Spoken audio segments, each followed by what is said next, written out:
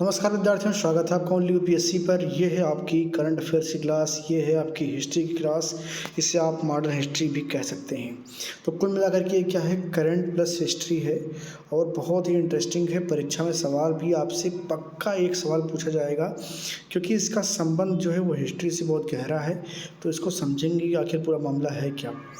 और ख़ासकर जो बीपीएससी वाले हैं तो बिल्कुल इसको याद कर लें, कंठस्थ कर लें। हालांकि हर स्टेट पीसीएस के लिए महत्वपूर्ण है, लेकिन बीपीएससी के लिए कुछ ज़्यादा ही महत्वपूर्ण ये होगा सवाल।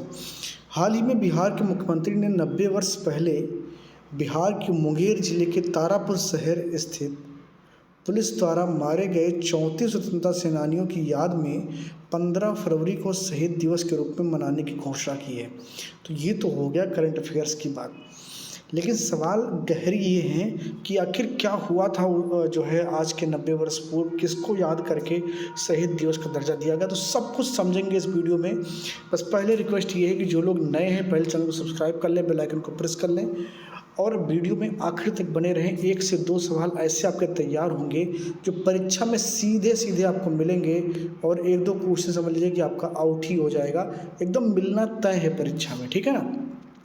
तो आप जानते हैं कि अमृतसर में जो है जलियांवाला हत्याकांड बहुत ही फेमस है।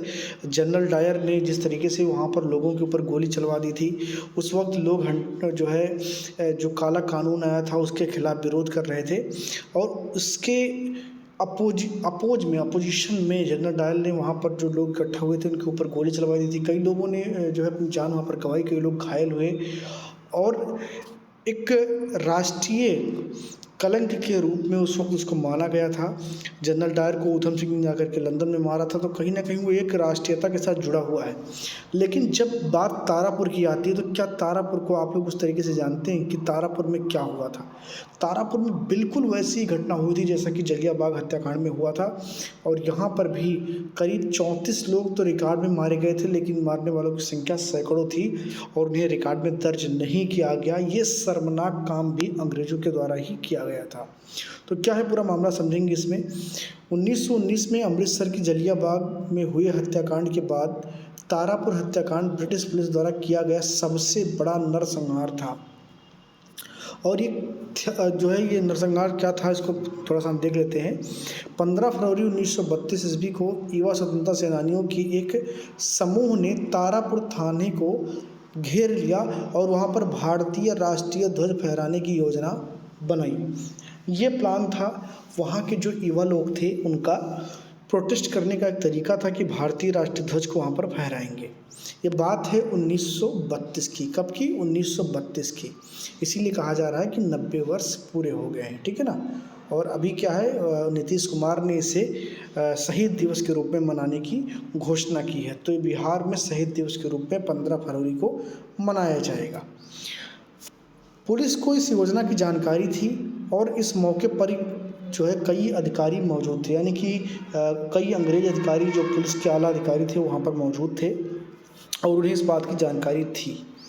4000 की भीड़ ने पुलिस पर पथराव किया, जिसमें नागरिक प्रशासन का एक अधिकारी भी घायल हो गया। भाई अगर प्रोटेस्ट हो रहा है और उसमें आप प्रोटेस्ट कर रहे हैं, आप लाठी बरसा रहे हैं, तो सामने से भी पत्थर आएंगे और वही हुआ। अंग्रेज़ों के ऊपर पत्थर बरसाए गए और उसके बाद में कई अधिकारी उनके घायल हो गए। पुलिस ने जवाबी कार्रवाई में भीड़ पर अंधाधुंध फायरिंग जो है कर दी, एकदम अंधाधुंध, बिना कुछ देखे, बिना कुछ सोचे कि गोली चला रहे हैं आप एक प्रोटेस्ट करने वाले लोगों के ऊपर, जो कि अभी हिंसात्मक नहीं हुई है, और उस पर गोली एकदम से बौछार कर दी गोलियों की। लगभग 75 राउंड फायरिंग की गई पूरे जो है जितने पुलिसकर्मी थे उनके द्वारा, और 3400 मिले वहाँ पर, 34 लोगों के 100 मिले। हालांकि इससे भी बड़ी संख्या में मौत का दावा वहाँ पर किया जा रहा था, लोगों की मरने की संख्या वहाँ पर ज़्यादा थी, लेकिन जो है 34 लोगों के 100 मिले थे। तो अपने आप में एक बहुत बड़ी ट्रेजेडी थी एट द टाइम 1932 में, जब अंग्रेज इस तरीके से, मैंने कहा ना कि ये आप देख सकते हैं ये किसका टाइम है, ये जो है इरविन के बाद का टाइम है। इरविन के बाद का जो टाइम है ना, इसमें बहुत ब्रूटली 2 से 3 वर्षों तक अंग्रेज़ों ने भारत के सभी आंदोलन को दबाने का प्रयास किया था। ये वही समय है जब जो है गांधी इरविन पैक्ट टूट गया है और उसके बाद में दूसरे सविनय अवज्ञा आंदोलन की शुरुआत हो रही, उसी टाइम की ये बात है। मृतकों में से सिर्फ 13 लोगों की पहचान की जा सकी, बाकी लोगों की पहचान भी नहीं हो पाई। विरोध की वजह क्या थी? 23 मार्च 1931 को लाहौर में भगत सिंह, सुखदेव और राजगुरु को फांसी दे दिए जाने के कारण पूरे देश में एक शोक और आक्रोश का माहौल बन गया था। और एक दिन पहले, क्योंकि फांसी का जो डेट था वो 24 मार्च था, एक दिन पहले ही भगत सिंह को फांसी दे दिया गया था। तो पूरे देश में एक तरीके से गुस्सा था, दुख था, आक्रोश था अंग्रेज़ों के खिलाफ, और उसी का परिणाम था ये तारापुर का घटना। गांधी इरविन पैक्ट निरस्त होने के बाद महात्मा गांधी को वर्ष 1932 के शुरुआत में गिरफ्तार कर लिया गया। ये भी एक कारण था कि लोगों में जन आक्रोश देखने को मिल रहा था।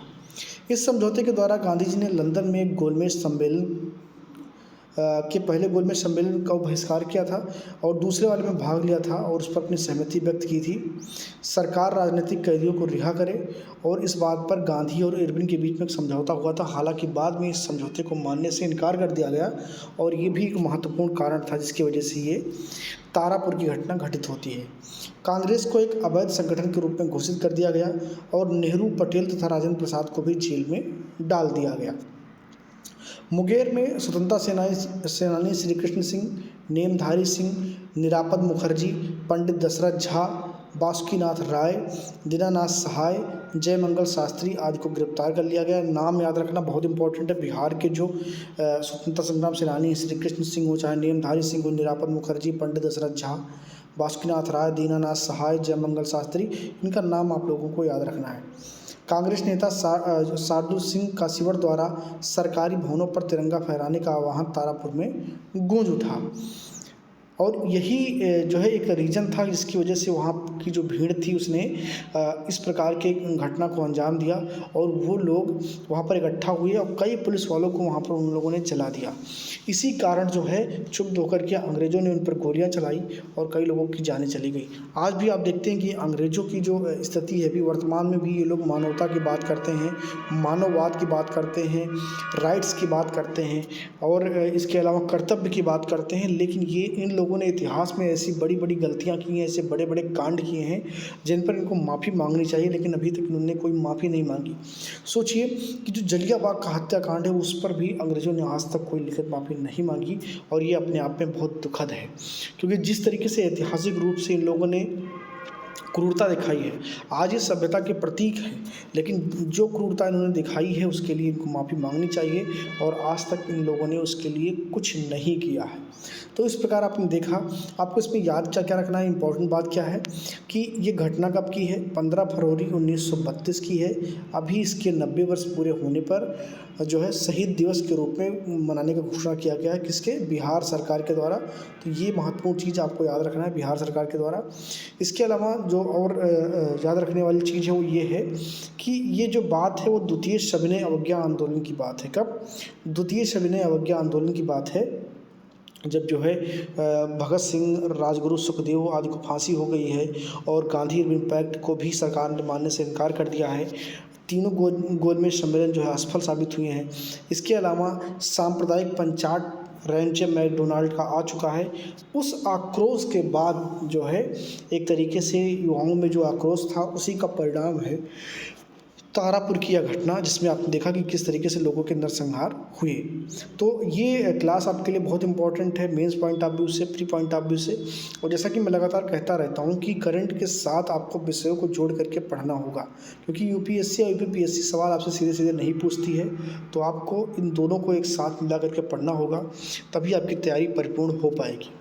और इस तरीके के जो स्ट्रेटजी होती है, जब आप दोनों को मिला करके पढ़ते हैं तो आप अच्छे सवालों को प्रिडिक्ट भी कर पाते हैं कि हाँ यहाँ से सवाल आ सकते हैं। जैसे अगर ये करंट का विषय है, अगर आपने इसको देखा ही नहीं तो आप कैसे करंट कर पाएंगे। बहुत लोगों को पता ही नहीं होगा कि तारापुरी में ऐसा कुछ हुआ था, तारापुर में ऐसा कुछ हुआ था, जलियांवाला कांड जैसा, उनको पता ही नहीं होगा। तो होता क्या है कि करंट को जब आप अपने सब्जेक्ट से जुड़ करके देखते हैं तभी आप उसका सही फ़ायदा उठा पाते हैं। अब अगर कल को यूपीएससी से सवाल पूछती है तो आपको अगर तारापुर का घटना पता होगा तभी तो आप बता पाइएगा, क्योंकि किताबों में आपको इसका सीधे सीधे जिक्र नहीं मिलेगा। कई किताब जो है बहुत अच्छी कुछ किताबें होंगी वहीं पर आपको देखने को मिलेगा, क्योंकि इनको बहुत ज़्यादा उस वक्त के लोगों ने कवर नहीं किया और बाद के इतिहासकारों ने भी ये गलती की कि इसके बारे में बहुत कम लिखा गया। जलियांवाला बाग हत्याकांड जो है वो बहुत ज़्यादा फेमस हो गया था क्योंकि बहुत सारे पुरस्कार उसके बाद में वापस कर दिए गए थे, इसलिए वो बहुत ज़्यादा फेमस हो गया था। लेकिन ये बहुत ज़्यादा फेमस नहीं हो पाया, इसलिए बहुत कम लोग इसके बारे में जानते हैं। लेकिन अब से आपको याद रखना, यहाँ से सवाल पूछा जा सकता है, खासकर बीपीएससी के लिए तो ये बहुत इंपॉर्टेंट है। तो उम्मीद करता हूँ कि ये वीडियो आपके लिए पसंद जो है आपको पसंद आया होगा, आपके लिए काफ़ी हेल्पफुल रहा होगा। ऐसी वीडियोस देखने के लिए आप हमारे चैनल को सब्सक्राइब कर लीजिए, बेल आइकन को प्रेस कर लीजिए और अगर कोई सवाल आपके हैं तो कमेंट बॉक्स में ज़रूर लिखिए। बहुत बहुत धन्यवाद।